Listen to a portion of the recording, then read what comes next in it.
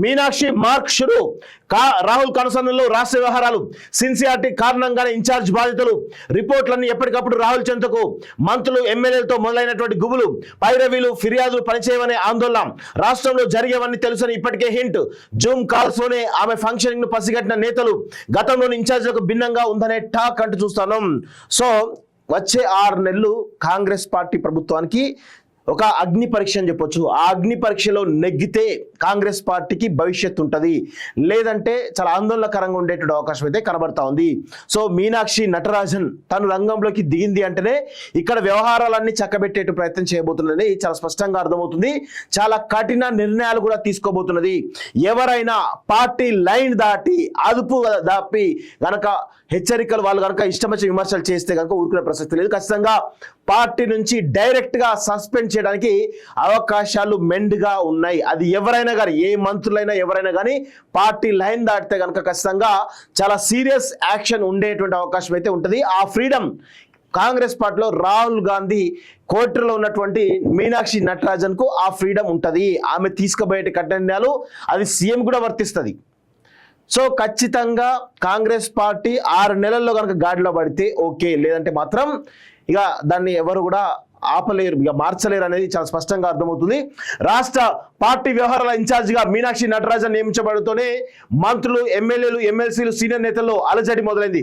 ఇప్పటి వరకు రాష్ట్రానికి ఇన్ఛార్జిగా పనిచేసినటువంటి గులాం నబీ ఆజాద్, దిగ్విజయ్ సింగ్, ఆర్సి కుంతియా, మాణిక్యం ఠాకూర్, మాణిక్రావు ఠాకరే, దీప్ దాస్ మున్షి తదితరులతో పోల్చి చూసుకుంటున్నారు. ఇన్ఛార్జిగా లాంఛనంగా బాధ్యతలు తీసుకోక ముందే ఆమె 2 రోజుల క్రితం రాష్ట్ర నేతలతో జూమ్ మీటింగ్ లో పాల్గొన్నట్టు చూస్తా ఉన్నాం. సో ఇక్కడ ఎవరు అవుననుకున్నా కాదనుకున్నా దిగ్విజయ్ గులాబ్ నబీ ఆజాద్ నుంచి మొదలు పెట్టుకుంటే దిగ్విజయ్ సింగ్, ఆర్సి కుంతియా, మాణిక్యం ఠాకూర్, మాణిక్రావు ఠాకరే, దీప్ దాస్, ఈ 5గురు గతంలో ఉమ్మడి ఆంధ్రప్రదేశ్ నుంచి ఇప్పటివరకు కూడా ఈ 5గురు ఎవరైతే ఉన్నారో వీళ్ళందరూ కూడా కొన్ని ప్రలోభాలకు లొంగి ఈరోజు పార్టీని నాశనం పట్టించారనేది చాలా స్పష్టంగా అర్థమవుతోంది. అయితే ఈ క్రమంలో మీనాక్షి నటరాజన్ బీజేపీకి ఆర్ఎస్ఎస్ వింగ్ ఎలానో ఈరోజు కాంగ్రెస్ పార్టీకి మీనాక్షి నటరాజన్ లాంటి వాళ్ళతో కలిపి ఒక వింగ్ ఉంటుంది. వీళ్ళు కంప్లీట్గా కాంగ్రెస్ ఐడియాలజీని వీళ్ళు విస్తృతమైన ప్రచారం చేసేటువంటి పనే పెట్టుకుంటారు తప్ప వేరే ఏముంటుంది. వాళ్ళ జీవితమే కాంగ్రెస్ పార్టీ ఐడియాలజీని ప్రమోట్ చేయడమే. సో వాళ్ళు పదవులు కానీ లేకపోతే వ్యక్తిగత జీవితాలను కానీ త్యజించేసి కంప్లీట్గా పార్టీ కోసమే బతుకుతారు, పార్టీ కోసమే తమ జీవితాన్ని త్యాగం చేస్తారు. ఈ విషయంలో కొన్ని విషయాల్లో రాహుల్ గాంధీ చెప్పినా వీళ్ళు వినరట. సో అలాంటి ఒక ఫెరోషియస్ టీమ్ అనేది కాంగ్రెస్ పార్టీలో ఉంది. అందులో నుంచి ఒకరు తెలంగాణ రాష్ట్ర వ్యవహారాల ఇన్ఛార్జిగా మీనాక్షి నటరాజన్ వేయడంతో చాలా మంది సీనియర్ నేతలు కూడా కొంత ఇబ్బందికరంగా ఏర్పడిందనేది తెలుస్తా ఉంది. పట్టభద్రుల ఎమ్మెల్సీ స్థానానికి కాంగ్రెస్ అభ్యర్థి గెలుపు కోసం చేసిన సూచనలతో ఆమె ఫంక్షనింగ్ ఎలా ఉంటుందో రాష్ట్ర నేతలు పసిగట్టారు. రాహుల్ గాంధీ దూతగా ఆమె ఇక్కడి వివరాలపై ఎప్పటికప్పుడు నేరుగా ఆయనకే రిపోర్ట్ ఇస్తారని అంచనా వేశారు. దీంతో పైరవీలు ప్రలోభాలు పనిచేయవని, పనితీరే ప్రామాణికంగా ఉంటుందనే అభిప్రాయానికి వచ్చారు. సీనియర్లలో గుబులు, మంత్రుల మధ్య సఖ్యత లేదని, ఒకరిపై మరొకరు ఏఎస్కి ఫిర్యాదు చేస్తున్నారని, పార్టీకి ప్రభుత్వానికి మధ్య సమన్వయం లేదని, సమిష్టిగా జరగాల్సినటువంటి పార్టీ కార్యకలాపాలు కుంటుపడుతున్నాయని, ఇలాంటి అనేక అంశాల నేపథ్యంలో మీనాక్షి నటరాజన్ ఫంక్షనింగ్ పై నేతల మధ్య చర్చలు మొదలయ్యాయి. వీటన్నింటినీ చక్కదిద్దే బాధ్యతను మీనాక్షికి అప్పచెప్పడం వెనుక ఆమె సిన్సియారిటీ, పార్టీ పట్ల కమిట్మెంట్ లాంటివే కీలకమైన అభిప్రాయాలు వ్యక్తమయ్యాయి. ఇకపైన పార్టీలో ప్రభుత్వంలో జరిగేవన్నీ నేరుగా రాహుల్ గాంధీకి చేరుతాయేమనేటువంటి గుబులు సీనియర్లలో మొదలైంది. ప్రభుత్వం ఏర్పడి ఏడాది దాటినా ఈ కాలంలో ఎన్నో సంక్షేమ పథకాలు అమలైన, భారీగా ప్రజాధనం ఖర్చైనా ప్రభుత్వం పట్ల ప్రజలు ఆశించిన స్పందన లేకపోవడానికి కారణాలపైన రాహుల్ గాంధీకి ఆమె రిపోర్ట్ ఇచ్చే అవకాశం లేని గుబులు పలువురు నేతల్లో మొదలైంది.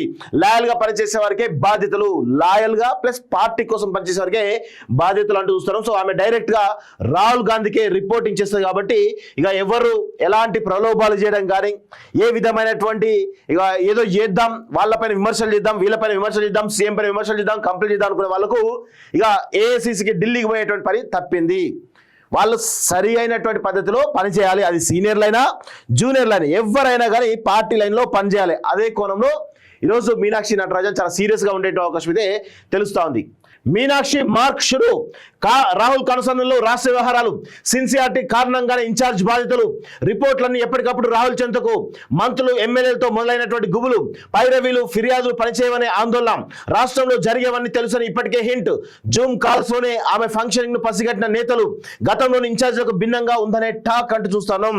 సో వచ్చే 6 నెలలు కాంగ్రెస్ పార్టీ ప్రభుత్వానికి ఒక అగ్ని పరీక్ష అని చెప్పొచ్చు. ఆ అగ్ని పరీక్షలో నెగ్గితే కాంగ్రెస్ పార్టీకి భవిష్యత్తు ఉంటుంది, లేదంటే చాలా ఆందోళనకరంగా ఉండేటువంటి అవకాశం అయితే కనబడతా ఉంది. సో మీనాక్షి నటరాజన్ తను రంగంలోకి దిగింది అంటేనే ఇక్కడ వ్యవహారాలన్నీ చక్కబెట్టే ప్రయత్నం చేయబోతున్నది చాలా స్పష్టంగా అర్థమవుతుంది. చాలా కఠిన నిర్ణయాలు కూడా తీసుకోబోతున్నది.